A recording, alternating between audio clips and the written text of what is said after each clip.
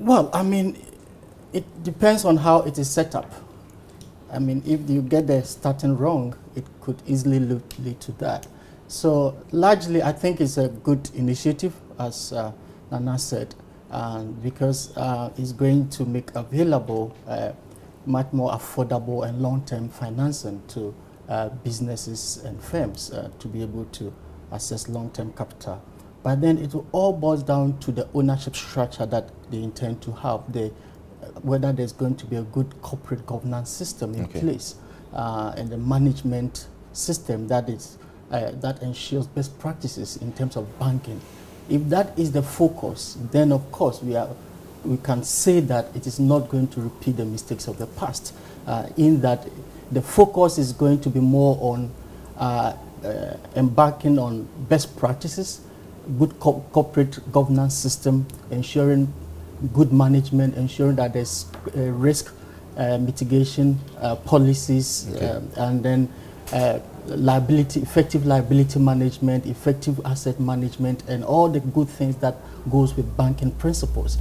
If that is the case, then I think it's a good thing that they're going to bring, because one of the key issues that we've had, you know, our capital market is not well developed, and people often don't patronize. Firms often are not able to raise much more long-term financing, and the banks are also quite reluctant to lend on long-term basis. They prefer, as Nana said, to lend to government, which is a safe haven for them, because the risk, the default risk probability is very low, and therefore they always will prefer to give to government. And given what is happening within the bigger real sector and the macroeconomic environment, they will not be willing to give out funds for that long-term basis.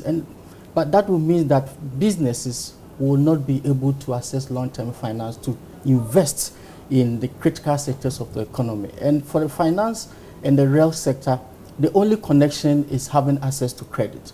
Right. So if your financial sector is booming and businesses don't have access to affordable long-term credit, it doesn't often, you know, result in your real sector increasing or your growth increasing. So then you see some kind of disconnect, and that has been a problem for this economy.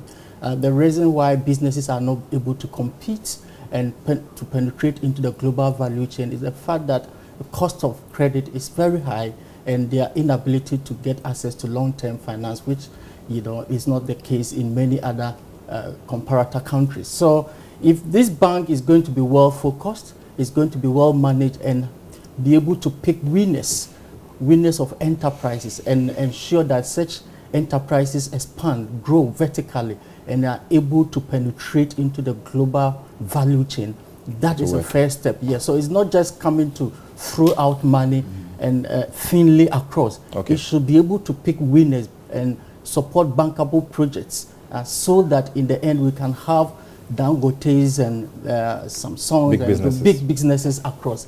It's key. So I am more keen on the way it's going to be set up.